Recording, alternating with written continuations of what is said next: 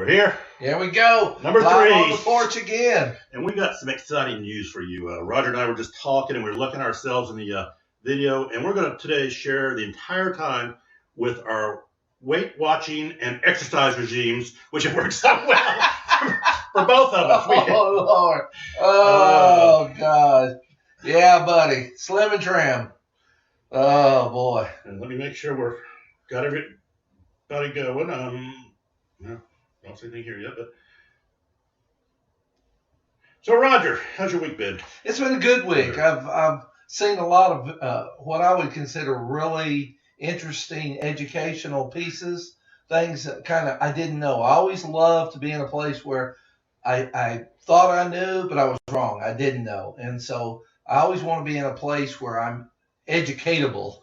And that's, I think, important to me is to, I think there's a lot of information out there that we just don't access, that is available to us. And so I think I've listened to a number of who I consider smart people talking about things. And so that's what I would consider a very successful week. Well, let me tell you what I learned this week. Did you watch today's show this morning? I did not. Did you? I worshipped at the Bedside Baptist this morning. Did you know they said that 51% of all Monopoly games end in what? People getting frustrated and putting it back in the box is what I think. Exactly, an argument. Yes. Oh, that's the truth. That's the truth. I can remember as a little kid, always the smartest kid in the group said, "Let's play Monopoly." Mm-hmm. And you were like, oh, man, you hated that because you knew this was not going to end well. It was just not going to end well. And I think that has been a pattern of life, Rick, that people who think they've got a lock on the game of life, the lock on work, the lock on a marriage, the lock on a relationship, always are ready to play it their way. And they don't seem incredibly flexible at doing it other people's way. And that's really the success of people in marriage, the successful people in other ventures is the ability to play Monopoly in a way where it's, let's have fun. This is a game. Let's enjoy how it goes and not have a plan. But you can always tell people that you play with that say, I'm going to buy every bit of Park Place or every hotel or, and you're like, oh my goodness, this is, and it just becomes tedious. And I've seen people in marriage like that. Well, I think the transference is just that. I mean, they said the number one part of what creates the arguments is people who make up the rules as they go along. Oh boy! And how does that work for us in life when we make up the rules as we go along? It does not work well at all. And we think the thing, Rick, that really disturbs me is people thinking they're smarter than they are, and that the person they're with is dumber than they are. And I keep saying, wait a minute, if the person was so dumb, what did they do choosing you? Didn't you think that was a good choice? And most of the time they go, yeah, I thought that was a great choice. Well, if they thought like that choosing you, don't you think they'd think that way about other stuff? And people don't make that connection. Mm-hmm. And it's like, oh, we got a problem here. It's not going to work well. And got something coming in the way? Yeah. Isaac Feynman has joined us. It took me a while to figure out. Good to see you. I hope life's treating you well and you're having a great holiday season. I think Isaac is having a great holiday season. I was able to speak to him on the phone the other day, and it sounds like some exciting things are going on in his life. I love it. Yes. And, a lot of his ministry is doing so well. He's right on the cutting edge, and it's about not just talking about it and sitting in an office, but being out with the people. Mm-hmm. And I think Isaac and what he's doing is about being out with the people. And I think that's the way it is for so much of a situation, Rick, is that people want to talk about it, but they don't want to get in the middle of it. And does it get dirty? Yeah. Is it hard? Yeah. Are you going to get sweaty? Yeah. But that's what it takes to make things successful. And if we go back to the idea of playing by the rules, and going back to the relationships and marriages and so forth, I remember being exposed the first time to your pyramid over at Brookwood Church when you and I spoke over there one time. Uh-huh. And why don't you just share how God helped us set up the rules for relationships and marriages in general regarding the priorities and the pyramid scheme? Well, I think one of the things people are struggling with, Rick, is that the core issue, it's about choice. We want somehow for God just to make the way, make the path, everything good, everything smooth, and it's not like that. You know, he gives you free will, and in free will you have choices, and in choices, the choices you make have so much to do with the journey of your life. And so the one thing you have to look at is people get into a relationship with, I'm going to give, I'm going to give, I'm going to give, and that's going to work.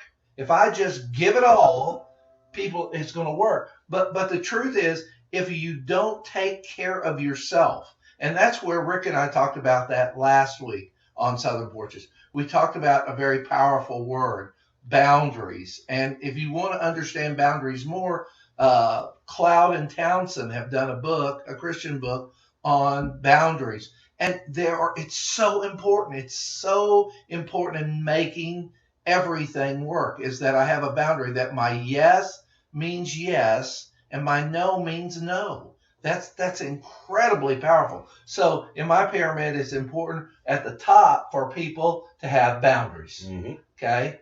And then the next thing I need to look at is my spouse, if I have one. Okay. And then after my spouse comes my children. And people know when they're a priority. And what happens a lot of times is in romance, people take their spouse to be, or their present spouse, who they may be romantic with, and they put them, at the most important person in their life, not above themselves, but above everybody else. And the person can sense that. They don't have to know that concretely, but they sense that I'm the most important. But as time goes along, we get lazy and we put our spouse, our children farther down the list, and we take work and we move it up and we make it the most important thing in our lives. And then we say to our spouse, our children, you guys ought to understand. Wait a minute. I got to work. I got to make money. I got to do this. And they don't realize the price they pay by putting things above their spouse and their children. And then you go, your boundaries, you're important, then your spouse, then your children, then your family and very close friends. See, as we're going down, you're setting a priority, and priorities around choice give value. The higher things are, the higher the value is. And if people need to feel valued, especially if it's a personal relationship like a spouse, like children, like family, it's important for them to know, hey, I rate, but I see people, and you do too, that come into therapy, and you can tell by the way they're talking that their spouse doesn't rate. They just, you said you love. I like that old joke where the guy goes, I told you I loved you 20 years ago. If I change my mind, I'll let you know. Yeah. That's what happened. We laugh at that, but that's at the core of so many marital problems, is that people are devalued. I felt like I was the most important person in the world when we said I do, but every day I'm losing ground. Every day I'm losing value. And I'm telling you, it doesn't take long before other people, other things are going to grab the value of that person. And then you're in trouble. You have affairs, and you have people who emotionally have left a marriage. They may still be there physically, but emotionally they're somewhere else. If I think it's no shock that you and I hear a lot about couples that will come in that are in either crisis stages or close to crisis stages. And that's one of the first indicators, or what they're talking about, is they've turned into roommates. Oh boy, Rick, that is so powerful. That word, I cannot tell you how many people married over an extended amount of time are now roommates. people look at them and go, "Oh, they're perfect. They're Prince Charming and the princess." No, they're miserable. They've learned how to put on a facade. And that's another thing. If you got a lot of money, you can put a lot of varnish on a bad piece of furniture and make it look good. It's still a cruddy piece of furniture. Well, you're saying you could put lipstick on a pig, but it's still a pig. So. You bet. And there's a lot of people got some. They've got the top of the line lipstick on the worst pig in the market. They have so lowered. It's not that the person is a pig. Your value of them, your choices around them, are telling, and you turn very good relationships into a pig. And isn't that so sad, Rick? That is so sad. And it doesn't have to be. That's the sad part. Is I remember years ago, and I forgot where I heard it, but someone telling a story about the wife was, talking about when they were dating. She lived up in Michigan, and he was down in South Carolina, and he had an old car that the windshield wipers didn't work well, and he'd drive up to see her in the wintertime, and he'd be out outside the car trying to keep the windshield. Amen, boy. And they get married, and then he won't go out and start the car for her on a cold morning. Will that preach? That's exactly the way it is. You ought to see how people. I can't believe how many people, because they couldn't stand not seeing the person, would get up at 2, 3 in the morning, and they would drive during the nighttime to be there to see the person. And what that really showed was you're valuable. You're valuable. And that sustained value comes with choice. People, you don't think they don't, like Rick was talking about. You think, they don't care if I go start the car. I'm telling you right now, oh yeah, they do. They really care about it. And they'll say, "Do you mind?" And they will tell you, sadly, no, that doesn't matter. And I'm telling you, they're lying. They're lying. It does matter.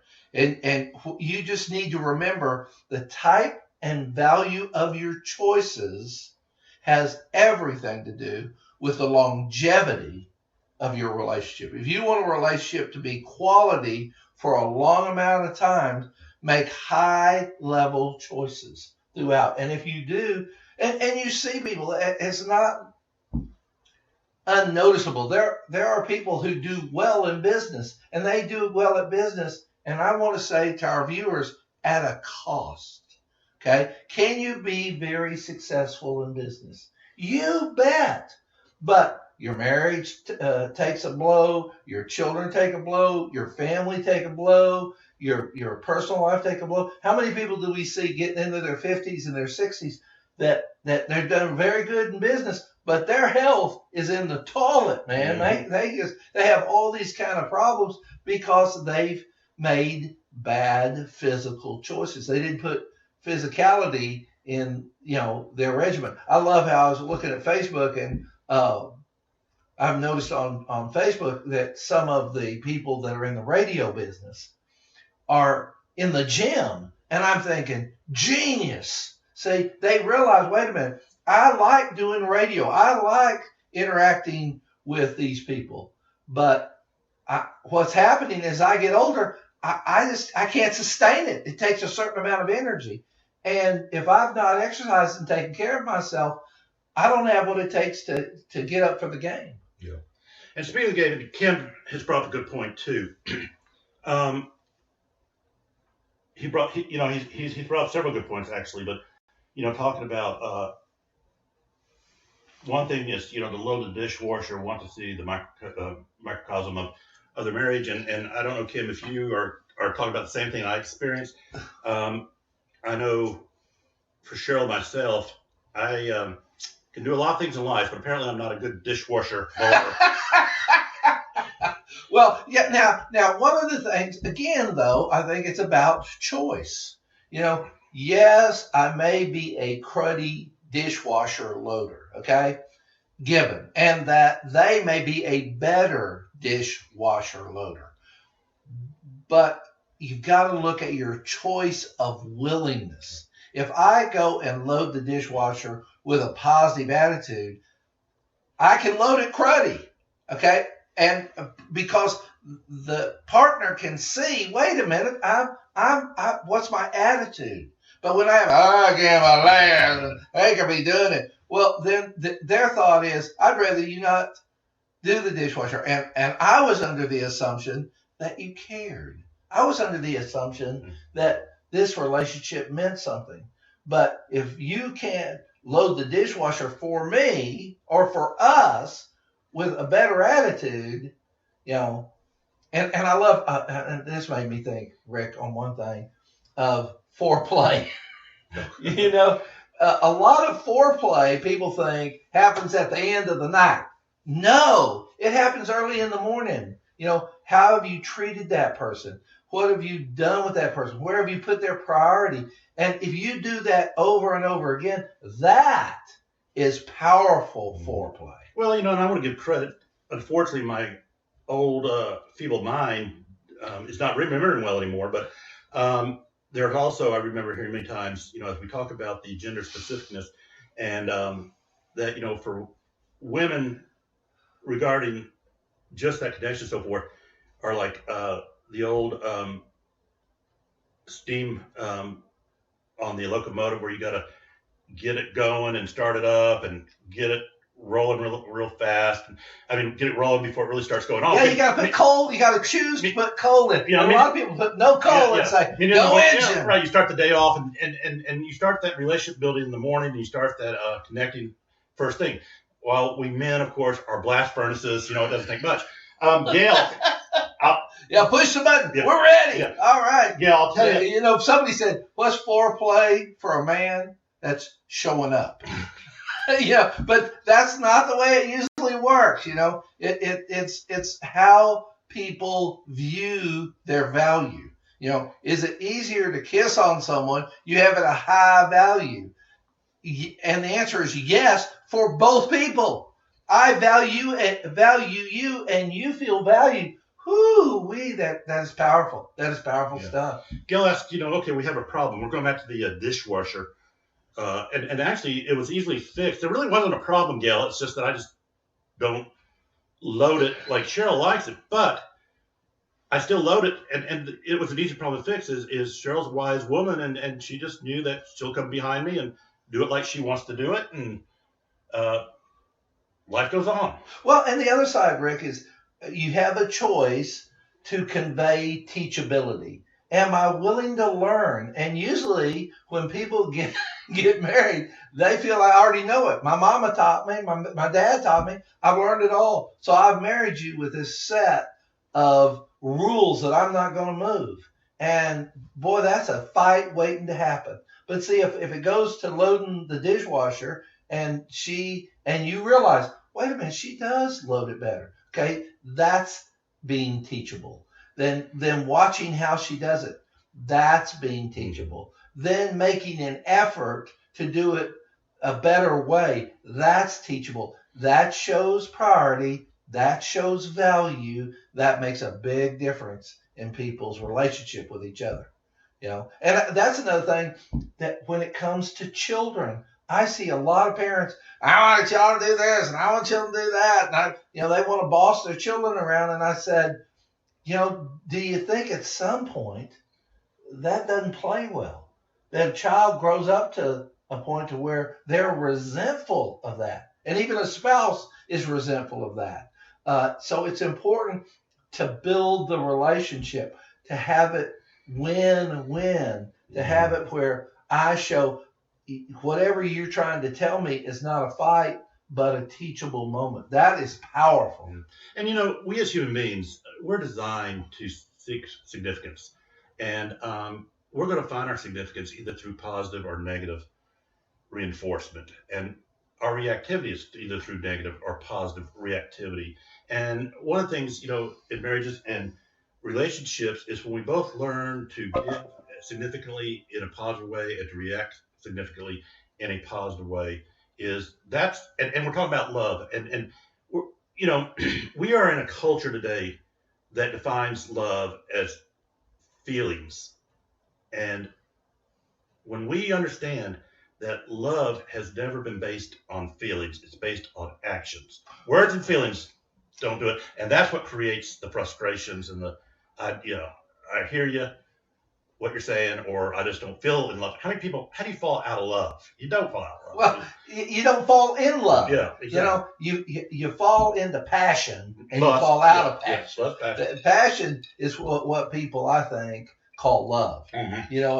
If I'm got some heat, woo-wee, buddy, I love you. If I don't have any heat, I don't love you. And they don't realize, like we talked about before, I think that I place you at a higher priority, and that's what I think in a marriage a lot of times happens. A man walks in and he's with someone he's interested in, and what he's doing is he's putting his mother and his dad before his spouse. Don't think they miss that. And then I say I do, and I still do that. Don't think they don't get that. They do. It's when you really see a marriage, really going forward and really being successful, is when a man walks in and a woman can tell, I have a higher priority than the kids. And that's what happens too, is people have kids and then they take all their affection and their love and their energy and put it toward their kids and then wonder, why is my spouse unhappy? I can tell you why your spouse is unhappy. They've been lowered in priority. Now the kids are number two. And that's also, Rick, why second, third, fourth marriages do so poorly. Is what happens is people move their spouse out. They put their children in there. They put their children very high. A new person comes in, and their children are resentful being placed down. And the spouse doesn't take energy to have the new spouse raised up to the second position and to show you're more important than my parents. You're more important than my kids. It's not that I don't show them priority. I just don't show them as much priority as you. And if you don't think people are reading that, you're wrong. They do read that. Well, blended families too. That's a whole nother. Well, we need to get on the porch and talk about blended. We are going to talk about blended families because, again, like I said, it's we're lucky now within a local church. 40 to 60% of the congregation is made of some type of step family environment. And you're right. Divorces do increase over each marriage, but again, people think that it's the other person's fault, and they don't realize that they're bringing the same problems into the second, third. I just saw where Jaja died at 99 after her ninth husband, and but she had a cute little joke. She said, I always told people I was a good housekeeper. Every time I got a divorce, I kept the house. But yeah, and when we start realizing that, if there's, like they say, if there's a point in relationships, and there is one factor that's always the same, is always going to be us. Because we can change wives, we can change girlfriends, we can change workplaces, we can change bosses. But if we still have problems in these relationships, let's look at what the one mutual factor, or what the one factor is that's the one thing that's in common with everything is us. And that's the one thing we don't ever want to look at. No, man. It's all about, if I don't like a car, change car. If I don't like a house, change a house. But there comes a time, again, as we know it, growing older, where that's too much. You're 20, when you don't like something, you get rid of, hey, it's another one coming around. I was talking to a person the other day, said, I'm struggling with dating. And they're like 60 years old. And I'm like, well, what are you struggling with? Well, when I was 20, I'd go out, I had 5 people to date. If somebody didn't do what I wanted, I got rid of them. Said, I only have one person that's available today. And if I get rid of them, I might not see another person for a year. I said, oh, yeah. So you have to, and this is the sad thing, you're going to have to look at you. And you're going to have to look at what your expectations are. And what I've seen is, if your expectations today, when they've been adjusted, had been there when you were young, you wouldn't have that problem today. It's because you denied that and thought that, this person I could see had always expected to have a pool of people to date. So getting rid of people didn't mean anything to them.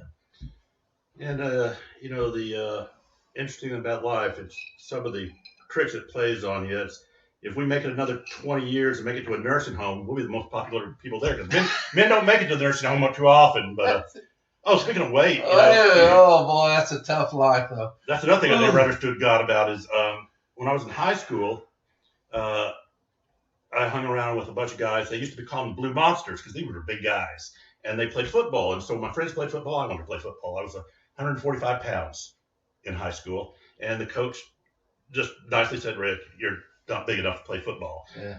Well, God in His sense of humor, I'm now 62, about the right weight. 200.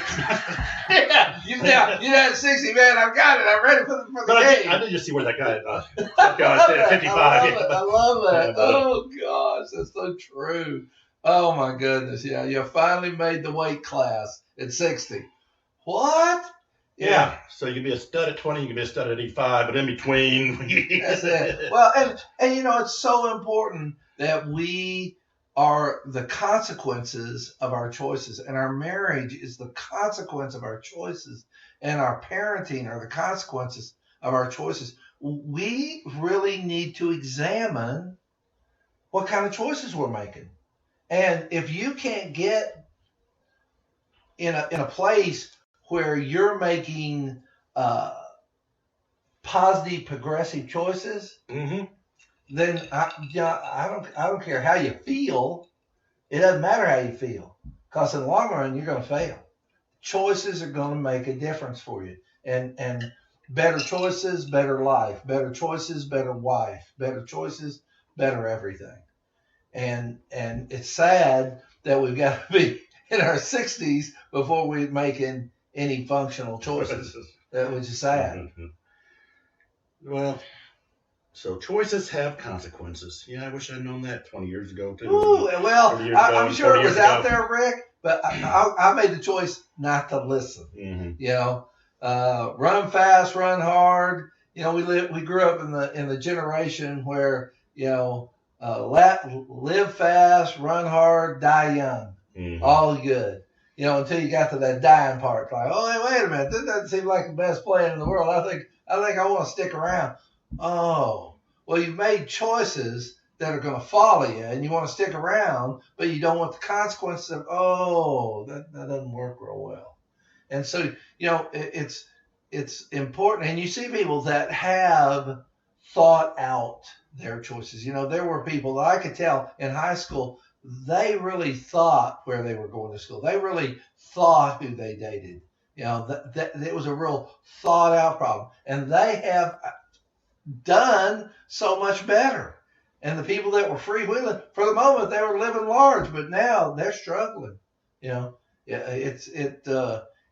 can't keep making bad choices and expect good results. Yeah.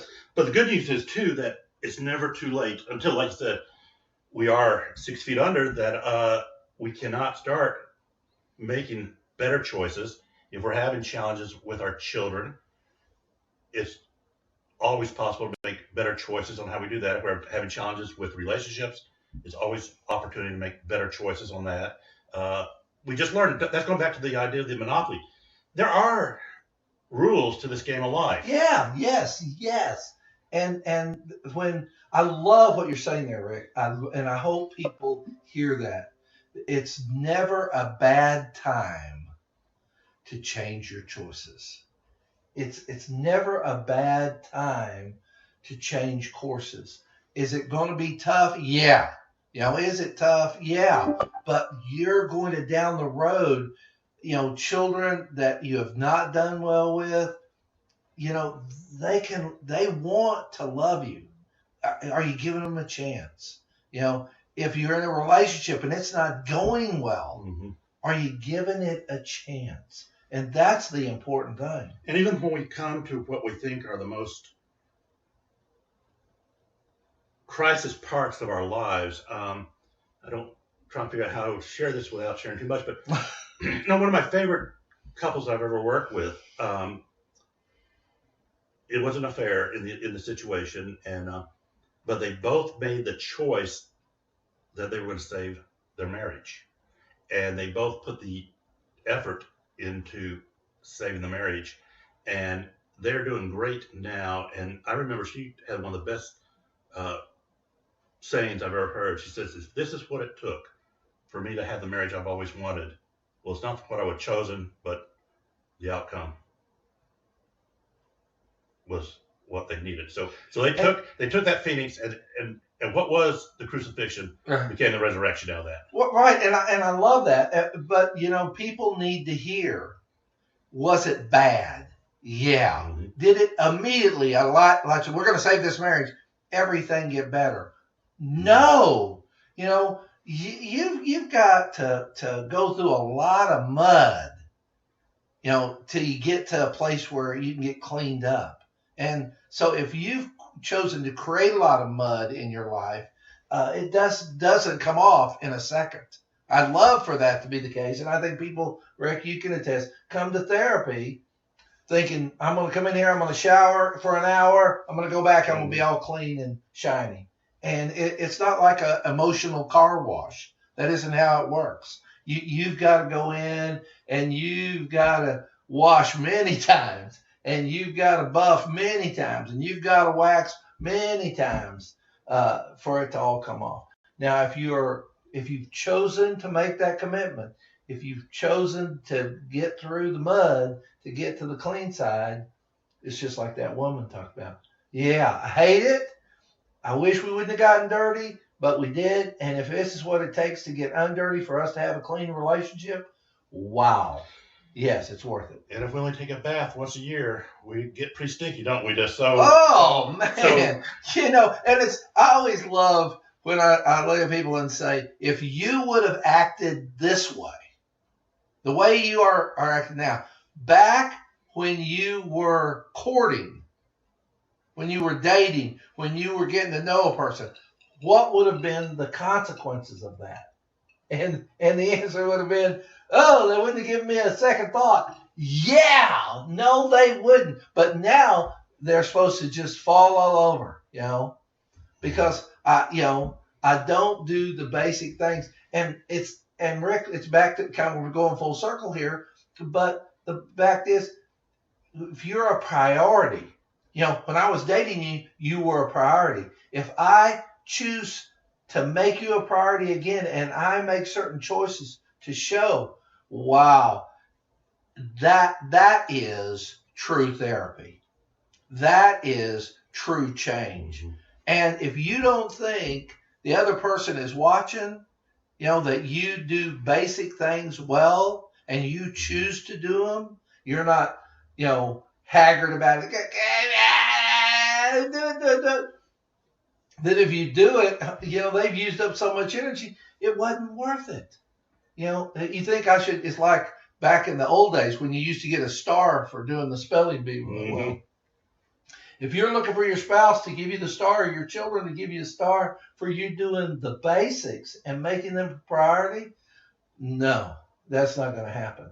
You need to do that free of any reward. And in the long run, what I'm telling you today is that is going to pay off. You are going to be happy with that, with the results of that. I'm going to put you up as a priority in my life.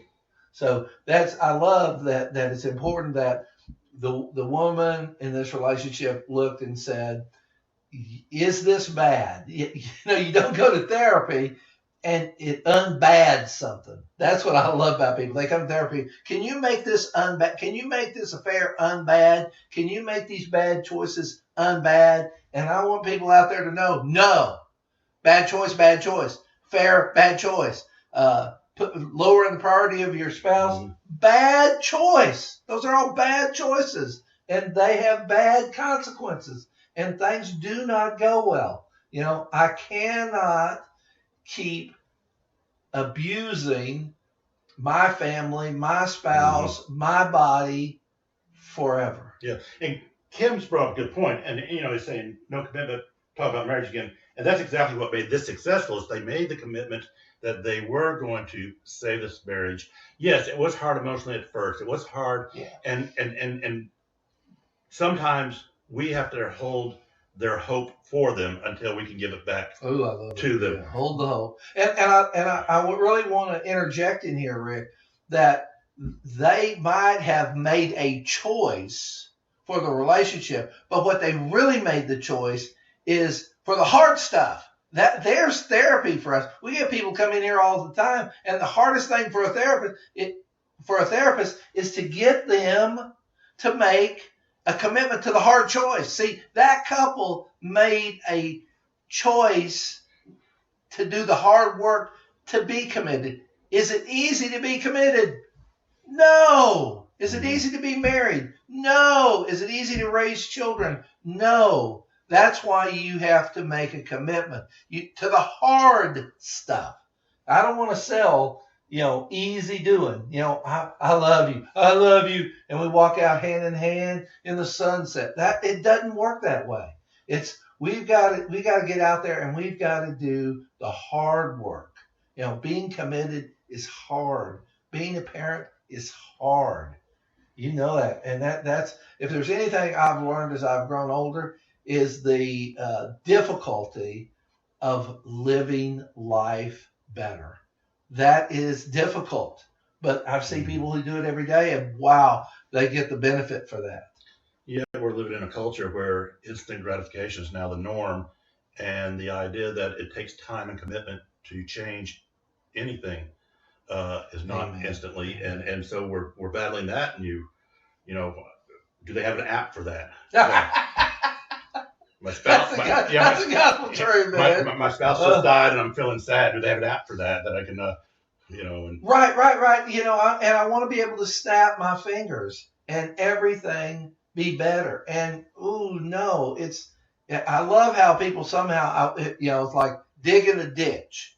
Is there an app for that? No, there's not an app for digging the ditch. You got to go out and get a shovel. You got to go stick it in the ground over and over again. And as you do this in the heat and the sweat and the toil and the dirt, eventually, hey, you've dug the ditch. That says more about life.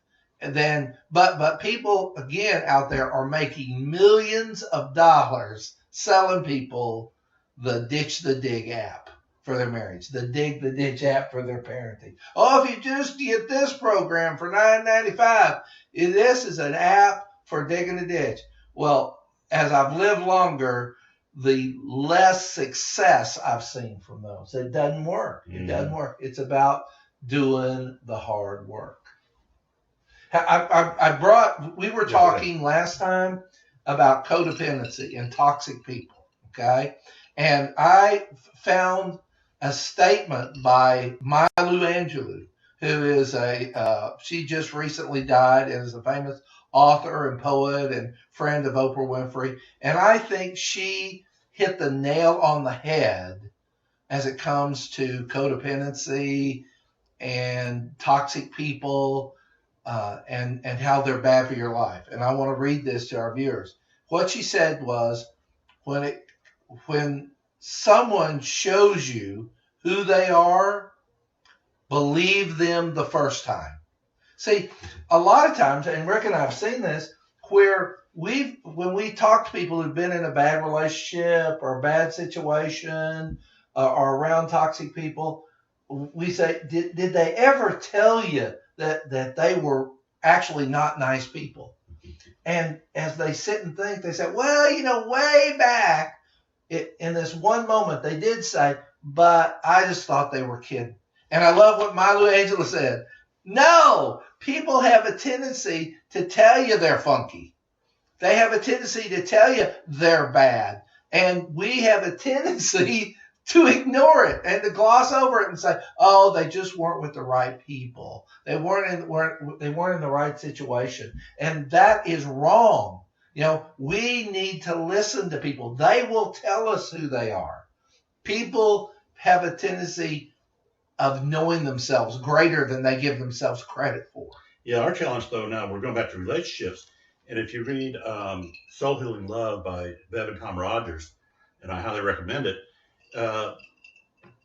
they talk about when we fall in love, like I said, we don't fall in love, we fall in love. Actually, we fall in addiction because these wonderful brain chemicals go off in our head. Right.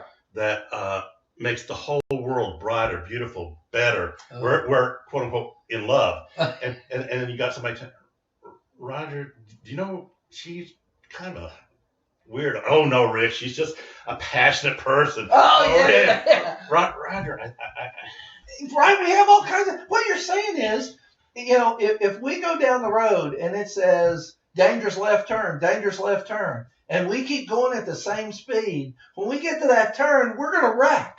Mm-hmm. And that's people's lives. It's not like they haven't been given signs. People will tell you who they are. Believe them. When they say, I'm just really not good at this. Mm-hmm. Believe them. I have a problem with substances. Believe them. They're not lying to you. They're telling you the truth. And once you say, oh, that's okay.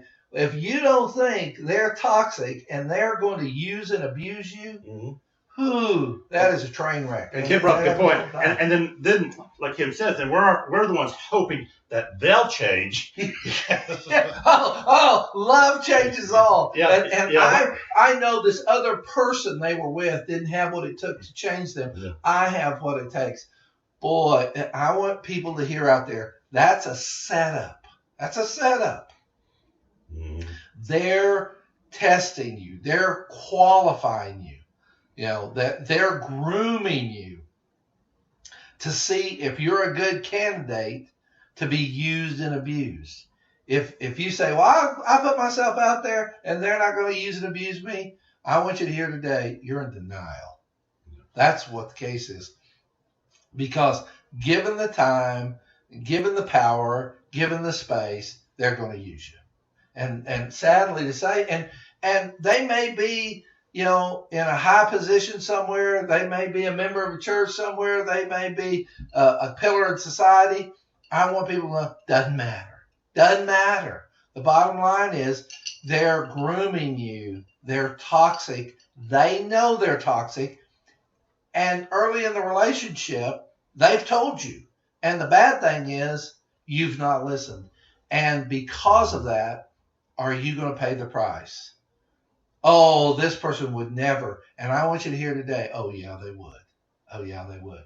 And I can't believe how many people I've talked to, Rick, in speaking and in doing therapy, as I've questioned the early stages of the relationship, that this person told them they were bad news, and they ignored it.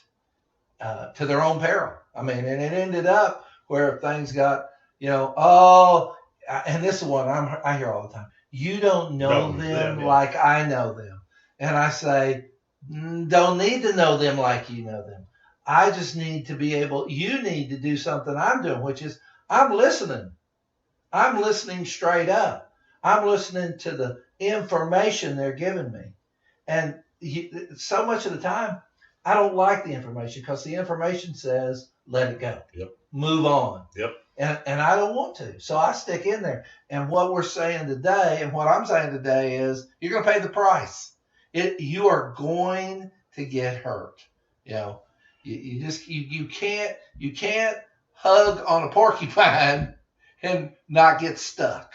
It just doesn't happen. And that spectrum between insanity and being in love is a very thin spectrum. They're very close together, and again, because of those brain chemicals, and it's not being derogatory towards being in love, as long as we realize that we are not thinking right when we have those brain chemicals going off in our head, and we have to be open to what people share with us and what other people see, because it's when we see it after the I do's is what it becomes destructive. Well, and something we talked about last time on Southern Porches that I think is very powerful here.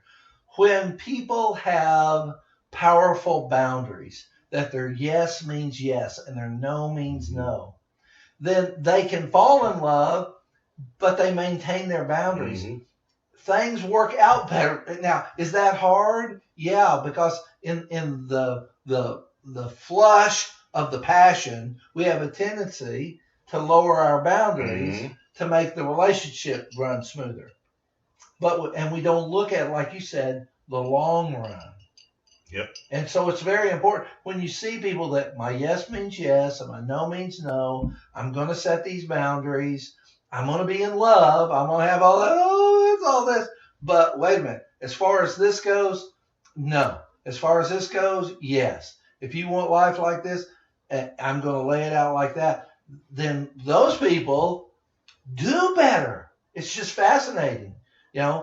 Well, they're just being too strict. No, they're being healthy. And healthy, boy, in the long run, wow. We're seeing, with food, with exercise, all that. If people eat better, if people exercise better, they live better. Talking about that nursing home deal. Do you want to go in the nursing home walking, or do you want to go in the nursing home in a wheelchair? There's the difference. If you make it to the nursing home at all, you may drop dead. I was thinking the other day, at 65, my grandfather, he's gone. He died, and that was it. Now if he died at that age today, you're thinking, what happened to him? Was he living a bad life? Well, no, he was just living. He was eating greasy food, and he wasn't exercising, and it caught up with him. And you can't keep dancing that dance and not have that consequence. Yeah.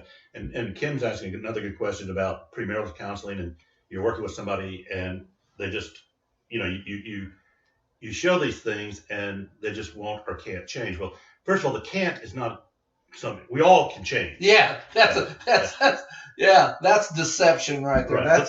That's a bold-faced lie, Rick. Yeah. I can't change. Yeah. That doesn't exist. That doesn't exist. Now, I may not want to, or it may be extra hard to change. Well, let's go back. But there's no change. That's absurd. Yeah. And then, Kim, the going back to the won't change, there's your red flag right there. I have had one couple years ago in premarital where I used that Prepare and Enrich, which is a great assessment tool.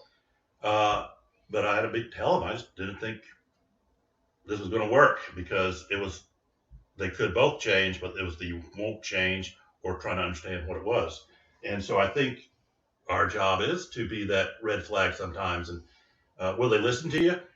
No, we can't force anybody to listen to us. But can we be that red flag, or say maybe you need to take some more time before you get married and work on these issues that we've discovered through the premarital work? Yeah, and I want to admire anybody who does premarital work. I don't do premarital work because I've spent years suggesting to people, and their passion, they'll listen to me, they'll agree with me, they'll swear, okay, I hear you, and I'm going to change, until they walk out the door and passion hits them dead in the face. And everything I've said, it's amazing how many things I've said to couples beforehand, but the passion just overrides that, and they just ignore it. Oh, and you'll ask them, didn't we talk about that? Don't you know better? And the answer is, they'll say, I knew better, but I just couldn't bring myself. They were caught up in this is what, if I did that, here's what I hear all the time. If I did that, the relationship would end. And my thought is, good. Then that tells you that's a bad relationship. And they're thinking, no, I just couldn't do that. I would lose them. And so I had to give in. I had to do it this way. And what I'm thinking in the back of my mind, 5 years from now, you're going to be real tired of that. Mm-hmm. And where today you're willing to do that, 5 years in the marriage, no, done. Put a fork in you. It isn't going to happen again. I don't want that to happen. I don't want it to be that way. And so they end it. Yeah. And Anya, you're right. In the therapeutic process, and you as a counselor, if we don't see the motivation, and that's always the first thing I try to figure out is, in couple work, do I have two motivated individuals that are there? And so if I start off and say, what brings you guys in? And if one of them says, he or she made me come, I know right there. Yeah, that ain't going anywhere. Yeah. That's the truth. Yeah. That's the truth, Rick. And again, it's fascinating how people will spend all kinds of money to fix stuff they won't touch. Mm-hmm. That has been probably one of the most astounding facts for me as a therapist. I thought, boy, if you're willing to invest the time, the money, and the energy, we can turn this around. And what I see is they invest the time and the money and the energy. No, they're not spending that energy. I'm looking, and you made a good point. I'm looking for the other person to change. I'm looking for the other person to make this better. The reason this marriage isn't good is because of who I'm married to, not who I am. Right. Oh, God. Finger pointing we think it does a lot of good, and we learn it has no value at all. And counseling 101, we're never going to change somebody else. Rick, you know what comes to my mind, Rick, is an old Southern preacher who points one finger at somebody and say, them, and they don't realize that three of the fingers are pointing back at them. And boy, does that fit finger pointing. If you're finger pointing at your spouse, you pretty much count on three things that you're not doing that you need to do that would make a difference. And when people come in and they say, it's not them, it's me, and they both say that, and we're both willing to work on ourselves, now that therapist is going to look like Sigmund Freud. Woo!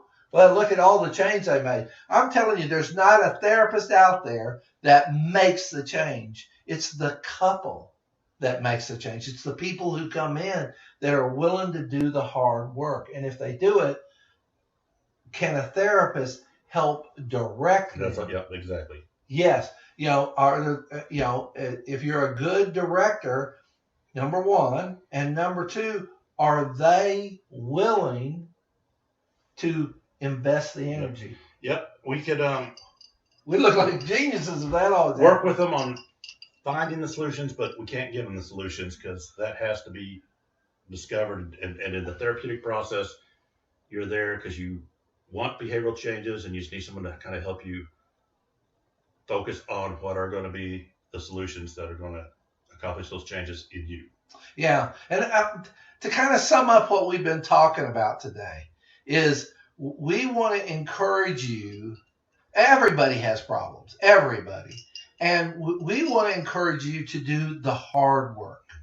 It's not easy. We do not want to sell easy betterment. We do not sell that here at Southern Porches. What we are trying to present to you is it's hard. And it's not for everybody. Boy, I wish some people would get the message. Marriage isn't for everybody. Having kids isn't for everybody. Working on a relationship isn't for everybody. Some of us need to say, I don't want to play Monopoly. Yeah. That's no, thank you. Thank you. I want to be nice, but I just want to step back and say, I just don't feel like I'm right for this. And that's incredibly powerful. And we need to respect that in ourselves and in others. And this level of maturity. And well, with that said, Roger, I think that's where we're going to have to finish today. So again, thank you for joining us on the third installment of Southern Porches. We'll see you next Tuesday, same time, same place. I've learned in Facebook you cannot play Happy Trails or any. No, you can't. You can't play any music. Happy Trails to you. Any copyrighted. There's my childhood right there. Yeah. Any copyrighted music you can't play on live because they won't post it. So we have to be. Well, you. I don't know if singing it is now good. Wait a minute. I didn't call that singing. Most people wouldn't. Yeah. I was mumbling it. I'm just kidding.